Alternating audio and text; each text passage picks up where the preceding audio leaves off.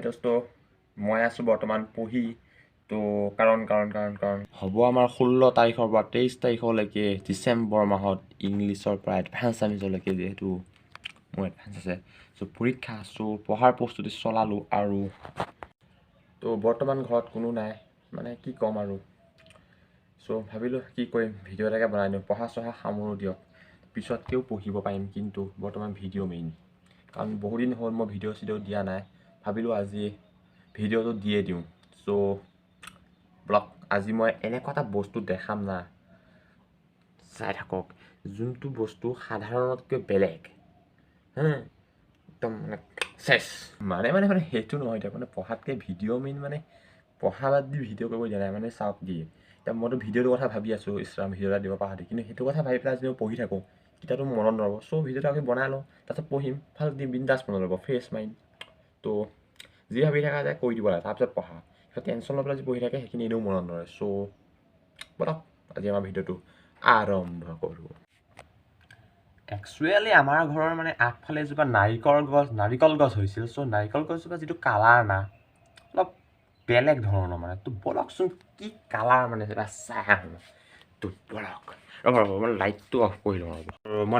কৰি লওঁ ৰ'ব নহ'লে বিল চিল বহুত উঠে কৰিলোঁ দিয়ক লাইটটো অফ আৰু বলক সেই দোস্তটো বলক গছজোপা চাওঁগৈ বলক গছ চাব লাগে কি গছ ফাটাফাটি গছ তো আপোনালোকে দেখিছে এইজোপাই সেইজোপা গছ যিজোপা গছত হালধীয়া নাৰিকল লাগি আছে চাওকচোন কেনেকুৱা মানে কি মানে হালধীয়া নাৰিকল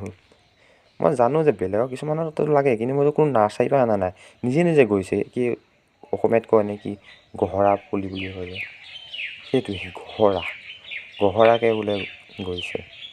চাওক না কেনেকুৱা হালধীয়া সাধাৰণতে সেউজীয়া দেখে ন আৰু এইজোপা গছ না ডাঙৰ হওক প্ৰথমতে ভাবিছিলোঁ কাটি পেলাওঁ নি কি পুলি ক'ত গজিছে ভাবিলোঁ একো ক্ষতি কৰা নাই ডাঙৰ হওক গছত কৰিছোঁ আমি চ' আমাক জন্ম দিছে মা দেউতাই জন্ম দিছে তেওঁলোকৰ মা দেউতাই কিন্তু সম্পূৰ্ণ মানুহক জন্ম দিছে গছে চ' গছ ৰুব লাগে আৰু যদি কোনো গছেই নাথাকিলহঁতি চ' কোনো মানুহেই নাথাকিলহঁতি দিয়ক কাৰণ চাওক গছে আমাক অক্সিজেন দিয়ে যদি আমি গছকেই বাদ দি দিওঁ তো গছ কাটিব নালাগে গছ ৰুব লাগে যিমান পায় আৰু গছৰ পৰা ছাঁ পায় অক্সিজেন পায় মেইন বস্তু অক্সিজেন কাৰণ চাওক অক্সিজেন নহ'লেতো একো নাই ন পৃথিৱীত মানুহ যিমানেই নহওক যদি গছ নাথাকে মানুহবিলাক অট'মেটিক মৰিলা যদি আপুনি এজোপা গছ কাটা ধ্বংস কৰে আপুনি ইনডাইৰেক্টলি মানুহক মৰা হৈছে কাৰণ আপুনি যদি গছক যদি ধ্বংস কৰে চ' এসময়ত অক্সিজেন নাইকিয়া হ'ব চ' মানুহবোৰ কেনেকৈ জীয়াই থাকিব তো সেইটোৱে গছ ৰুৱক গম পাইছেনে নাই তো সেইটোৱে আছিল আজি আমাৰ এই সৰু এটা ভিডিঅ' চ' কেনেকুৱা পালে নাজানো যদি ভাল পালে লাইক কৰক শ্বেয়াৰ কৰক আৰু আমাৰ পিছফালে দেখিছে নাই কেনেকুৱা গছ চাওক কেনেকুৱা আল্টিমেট গছ চাওক বাঁহ গছ মই বাৰু দেখাই দিছোঁ চবক আশা কৰোঁ আপোনালোকেও যাতে এনেকুৱা ডাঙৰ গছ থাকক জানো গাঁওবিলাকত গছ আছে বহুত আছে কিন্তু কিছুমান চহৰত গছ নাইকিয়া হৈ গৈছে দিয়ক আৰু গছ নহ'লেতো